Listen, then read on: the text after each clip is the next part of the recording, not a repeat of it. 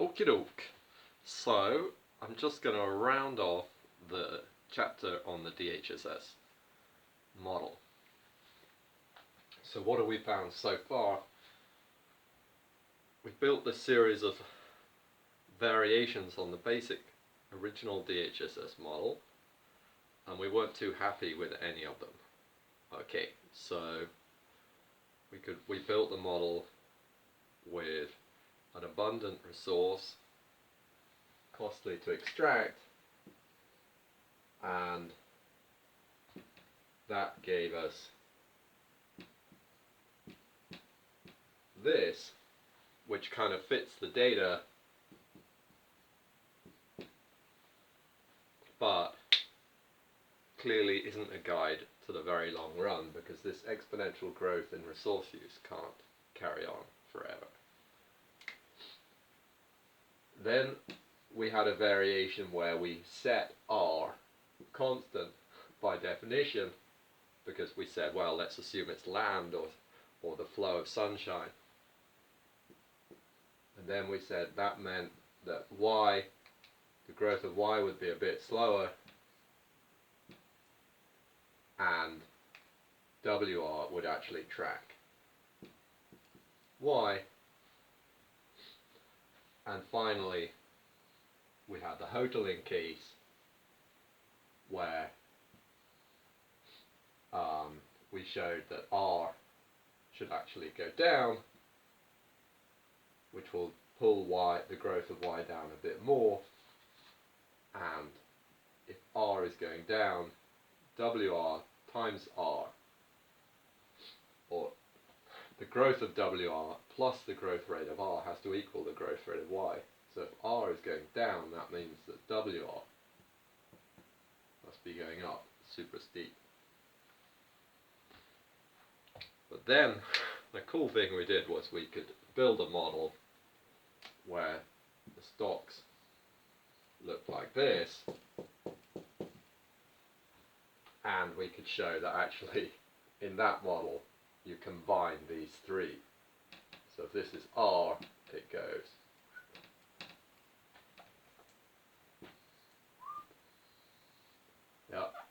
more or less. Y, it's gone off the scale, and WR goes, and then like this, yeah. So that was kind of cool. And it's showing us what that model is telling us. If it's a good description of reality, it's obviously simplified, but telling us something is telling us that, look, as long as WR is flat, we're not in imminent risk of this kind of exhaustion situation. And then the empirical stuff, when we actually look at how much the quantity of resources that is out there, we find that now there is a hell of a lot of stuff out there. Copper, iron ore, etc. Even the rare earths and so on, when you look at it in detail, there's a lot out there. The stuff which is running out, like oil, there are very good substitutes. We need to substitute away from oil anyway, right? Because of the pollution. Okay. One thing we never talked about was, what's the reasonable value for beta? Oh no, I did mention that, didn't I? We're going to talk about that in the Zoom class, I think. Yeah, that's super important actually, because remembering the Cobb-Douglas, if we take the simple Cobb-Douglas without resources, we had this, didn't we? And remember I said that alpha is the proportion of expenditure on inputs that goes to capital, and 1 minus alpha is the proportion that goes to labor. And of course you have the same interpretation on beta. But these exponents, they're also a measure of like how important the input is. So beta, if we throw in the right? The full model. If beta is large, that means that if this goes down, it has a big effect on y. If beta is small, it means if this goes down even a lot, it only has a small effect on y. We'll talk about that on Zoom. Because that brings us a little bit into the discussion of this production function. So we've just taken this as given, haven't we, so far?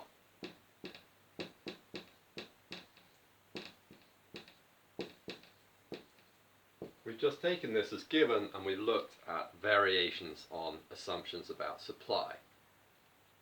But where does this come from? That's what we're going to look at in a big part of the rest of the course. And we're on page 23, lessons. We can solve the problems related to resource stocks, extraction costs, and predictions about the price.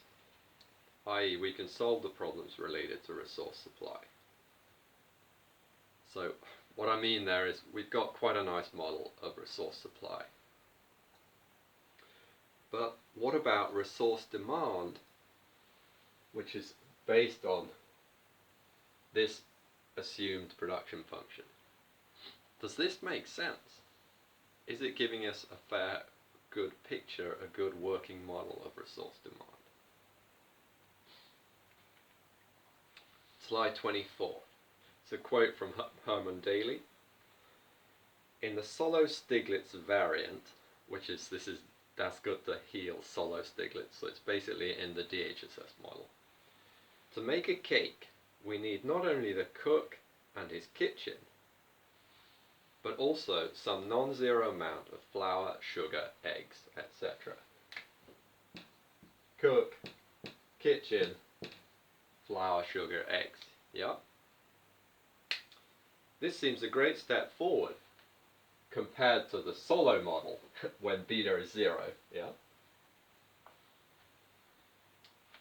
Until we realize that we could make our cake 1,000 times bigger with no extra ingredients if we would simply stir faster and use bigger bowls and ovens.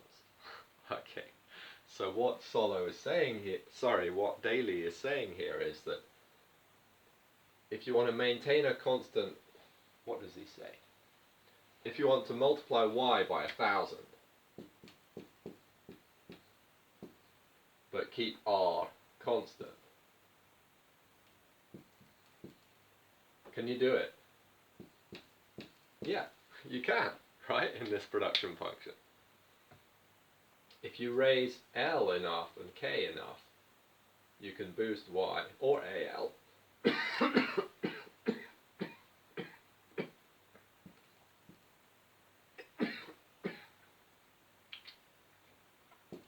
If you raise these enough, you can boost Y without needing more material inputs.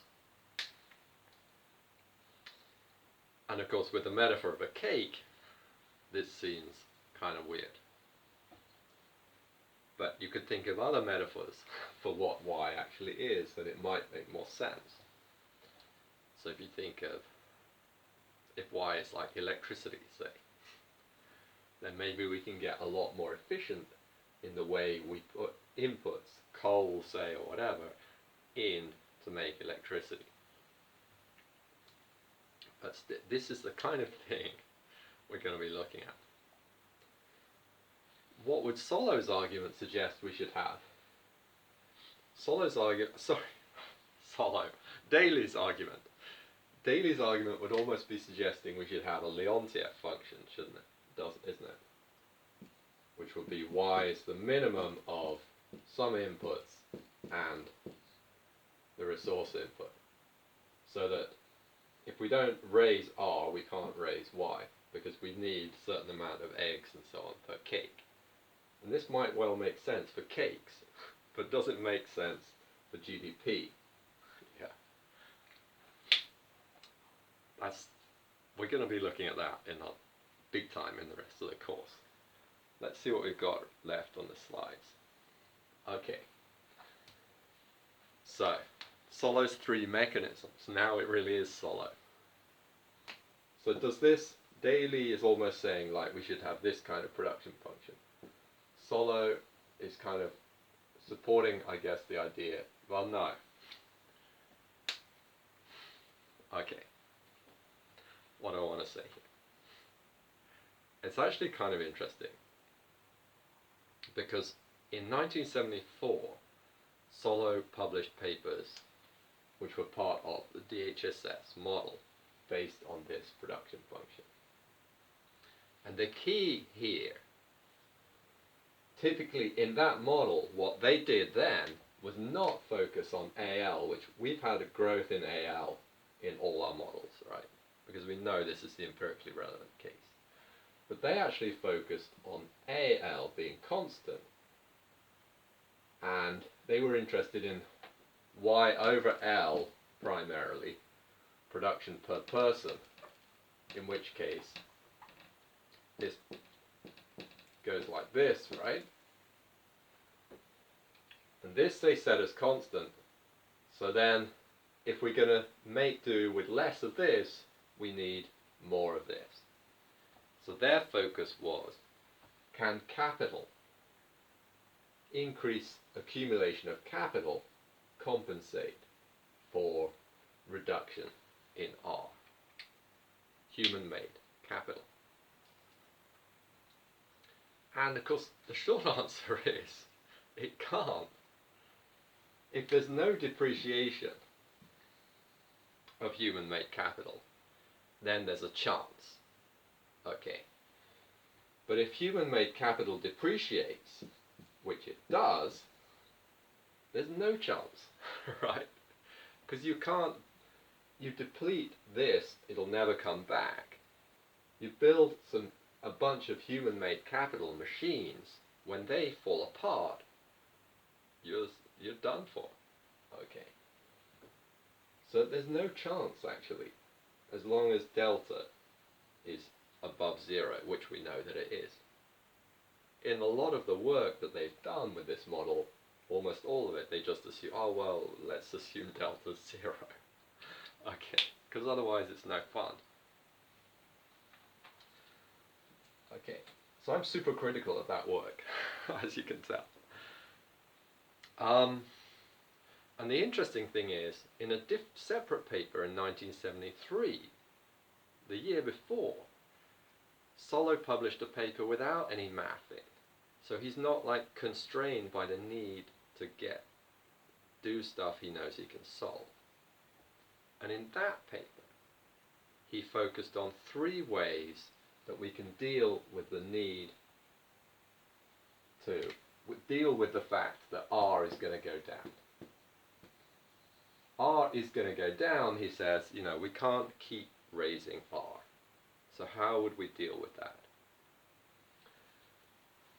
Solo said, 1, we didn't list them like this, but if you read the paper, they're there.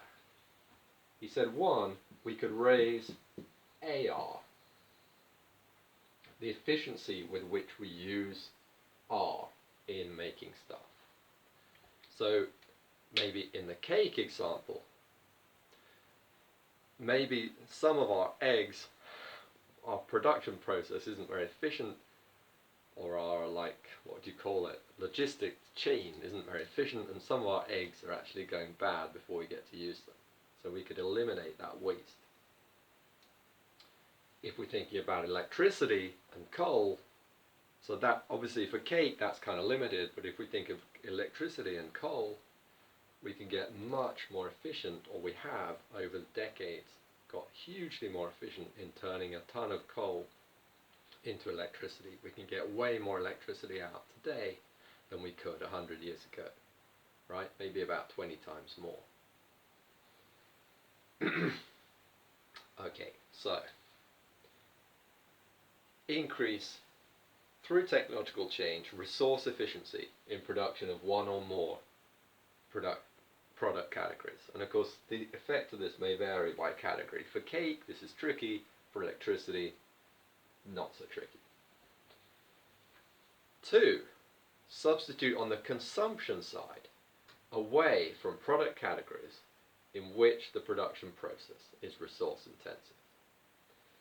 So here, there's only one good, right? We just sort of lump it all together and say why. But what if there are different goods that need different amounts of resources? Okay, then, so if we've got like one good which is plane travel and another which is yeah, I don't know, cycling holidays.